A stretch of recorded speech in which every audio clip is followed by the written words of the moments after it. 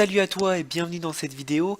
Aujourd'hui, on va voir ensemble qu'est-ce que le dropshipping et comment en quelques minutes tu peux définir une stratégie de dropshipping et en quelques heures ou allez, quelques jours, tu peux créer ton système de dropshipping pour commencer à générer de l'argent sur Internet.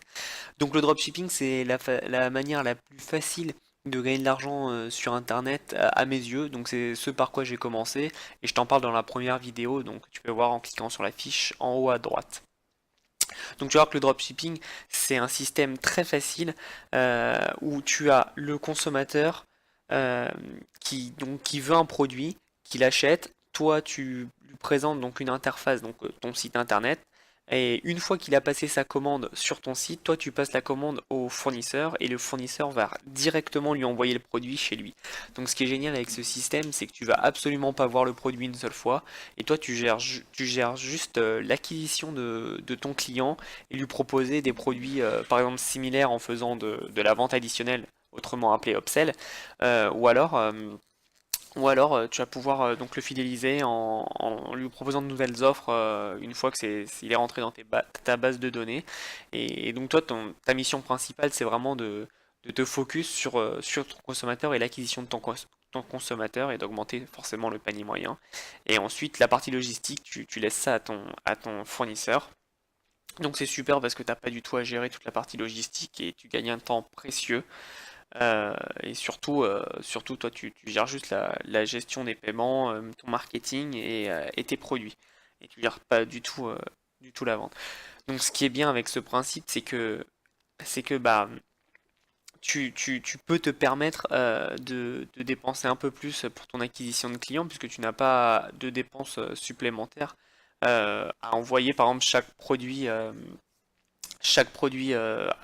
tel ou tel client, puisque ton fournisseur va le faire et il a de meilleurs dispositifs logistiques.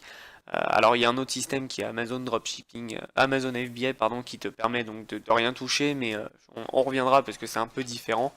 Mais cette technique, c'est la technique la plus connue du dropshipping et honnêtement c'est celle dont je raffole puisque c'est vraiment la plus facile. Alors pour faire du dropshipping, donc comment faire? Alors c'est facile, il va falloir que tu mettes en place un site internet à l'aide d'un CMS. Donc il y a les plus connus, WooCommerce qui appartient à WordPress si je me trompe pas. Tu as PrestaShop, Magento et donc le plus connu et celui que je recommande à 1000% c'est Shopify. Shopify il te permet vraiment d'avoir un site complet pro en quelques heures même si tu t'y connais pas avec la technique. Et ce qui est bien, c'est que tu peux alimenter ton site en augmentant, en ajoutant des fonctionnalités grâce aux applications où tu vas pouvoir récolter des emails, tu vas pouvoir mettre en place des ventes additionnelles, tu vas pouvoir importer donc de chez tes fournisseurs grâce à ces applications directement sur ton site. Enfin, il y a un nombre d'applications énorme. Je les connais même pas toutes, mais ça te permet vraiment d'avoir quelque chose à ta sauce et tu peux mettre aussi des thèmes, donc payants ou gratuits. Enfin, t'as vraiment beaucoup de facilité pour créer ton business rapidement. Et ce qui est génial avec Shopify, c'est que bah, si t'es pas technique en quelques heures, moi maintenant allez, une heure et demie, j'arrive à créer un site vraiment très complet. Au début, il m'a fallu 4-5 heures, mais c'est vraiment très rapide et du coup, bah, en 4-5 heures, t'as un truc qui est prêt à faire de l'argent, quoi, à travailler pour toi H24, donc c'est génial. Et ensuite, donc tu as tes fournisseurs, donc il y a AliExpress donc qui s'est mis au milieu, qui a sauté, mais AliExpress donc c'est le plus connu. Tous les dropshippers utilisent AliExpress parce que c'est la plus grande base, euh, enfin la plus grande marketplace avec des produits issus des fournisseurs avec des prix plutôt intéressants. Et t'as sur certains pays, donc tu as la livraison, donc comme en France, la livraison e-packet qui permet une livraison en 12 jours, donc ça réduit vraiment les délais de livraison, c'est vraiment pas mal. Et donc AliExpress fait partie du groupe Alibaba. Donc Alibaba, c'est plus si tu veux acheter des stocks. Donc on reviendra un peu plus tard, mais c'est intéressant si tu veux vraiment acheter des gros stocks. Et, euh, et donc ensuite tu as donc DHgate et Banggood qui sont à peu près les mêmes, sauf que tu peux acheter directement. En fait, ça réunit ces deux sites réunis un peu AliExpress et Alibaba parce que tu peux acheter soit l'unité, soit en gros. Donc c'est assez intéressant puisque ça te permet vraiment de, de, de moduler, mais ils sont moins connus. Moi je te conseille vraiment de, si tu veux commencer, tu fais Shopify plus AliExpress et t'as déjà un truc qui tourne sérieusement. Ensuite, tu as Gearbest, qui est très connu, mais fais attention parce que c'est celui qui se spécialise le plus dans la technologie, l'informatique, et le problème c'est qu'avec les produits chinois, on a vraiment du mal avec les certifications, et parfois j'ai lu des histoires où les gens tombaient sur des produits vraiment déficients, et s'il y a quoi que ce soit, c'est ta responsabilité. Donc fais attention à Gearbest. Tu peux tomber sur des bons produits, hein, ils vendent des smartphones très connus, mais fais attention quand même. Et donc ensuite tu as Bonanza, donc c'est une plage de Marseille pas du tout connue. Je l'ai découvert il y a quelques semaines ou quelques jours. Et c'est bien pour comparer les prix. Il me semble que c'est plus axé nord-américain. Mais c'est intéressant, tu as des bons prix et donc c'est pareil, c'est des fournisseurs. Par contre, sur Bonanza, tu n'as pas d'intégration directe sur ton application Shopify. Donc c'est un peu plus problématique. Ensuite, tu as Wish. Donc oui, je te permets de... C'est une place de marché en fait où tu as beaucoup de... Comment ça s'appelle? Tu as beaucoup de promotions. Et donc là, je pense que c'est plus pour du court terme. Mais si par exemple, tu as des coques de smartphone qui t'intéressent, et au lieu d'être à 20 $, pièce, elles sont à 5 dollars, bah, tu peux en acheter un certain nombre et puis après les revendre et te faire une bonne plus-value là-dessus. Donc oui, c'est vraiment du court terme, mais ça te permet aussi de voir, de comparer les prix avec AliExpress, puisque la plupart des produits sont vraiment avec une marge minime par rapport à AliExpress, mais voilà, ça te permet d'avoir des petites infos, et tu as surtout aussi le nombre de produits qui se vendent, donc tu peux vraiment avoir un visuel là-dessus. C'est très intéressant.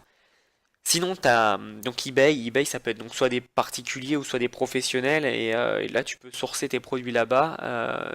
Tu as pas d'intégration non plus avec Shopify, donc c'est un peu plus gênant, mais par contre, ça peut être intéressant pour faire tes commandes, parce que parfois, tu as des bons prix, et à la différence d'AliExpress, où 95% des produits sont en Chine, là, tu as pas mal de produits qui sont bah, partout dans le monde, et donc ça peut vraiment être un bon bénéfice pour toi.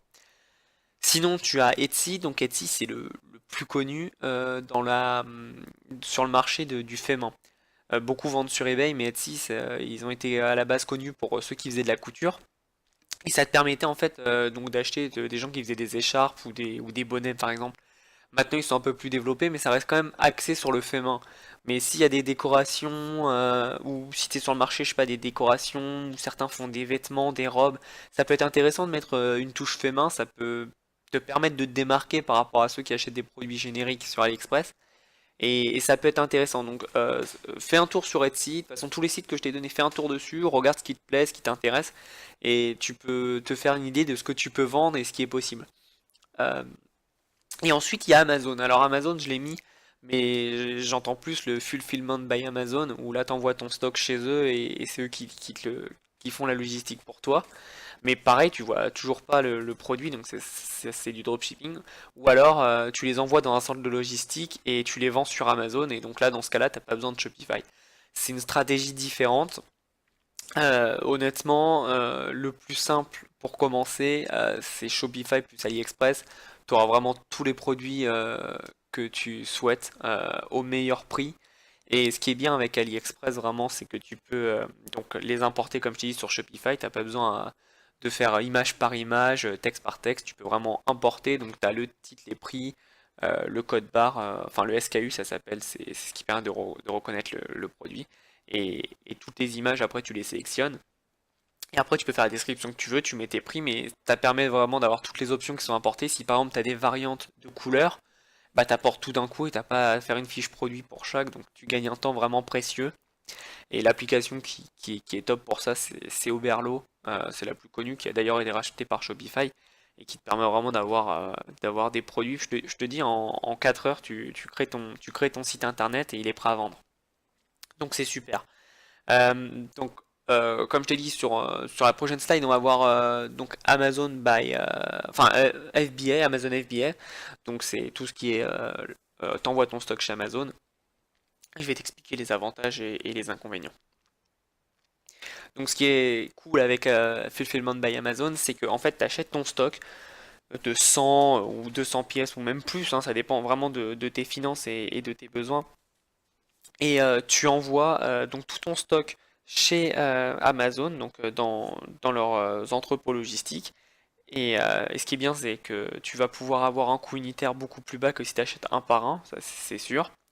Et l'autre avantage aussi, c'est qu'en envoyant chez Amazon, par exemple, j'ai envoyé, c'est ce par quoi j'ai commencé, moi il y a 8 mois, j'ai commencé par Fulfillment by Amazon, et tu vas pouvoir envoyer tes produits donc dans un entrepôt, il me semble qu'il est à Orléans pour la France, peut-être qu'ils en ont plusieurs, mais moi le mien était à Orléans. Et grâce à tes produits qui sont dans ton entrepôt en France, tu vas pouvoir vendre en Angleterre, en Allemagne, en Italie et en Espagne. Et en France, évidemment. Et donc, et à moindre coût, hein, t'as rien à payer de plus, donc ça te permet vraiment de toucher un marché beaucoup plus grand. Tes pages produits sont, moi, été traduits directement, mais tu peux, si tu connais une autre langue, où tu peux faire appel à des prestataires externes pour qu'ils te traduisent. Et c'est pratique parce que tu touches vraiment beaucoup plus de monde.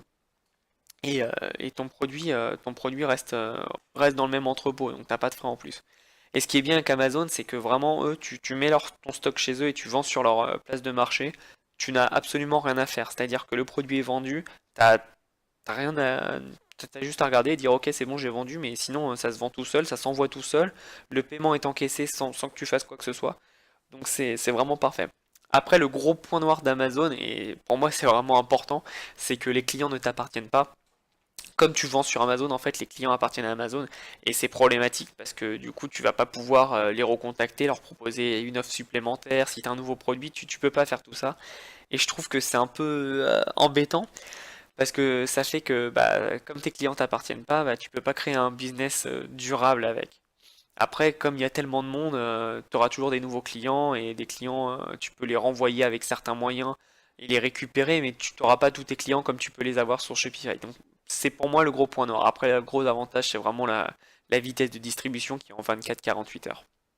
Donc, justement, euh, il y a beaucoup de gens qui disent dans l'e-commerce, bah moi je fais soit du Amazon, soit du Shopify, et je pense que les états d'esprit sont en train de changer, parce que les deux ont des avantages et des désavantages.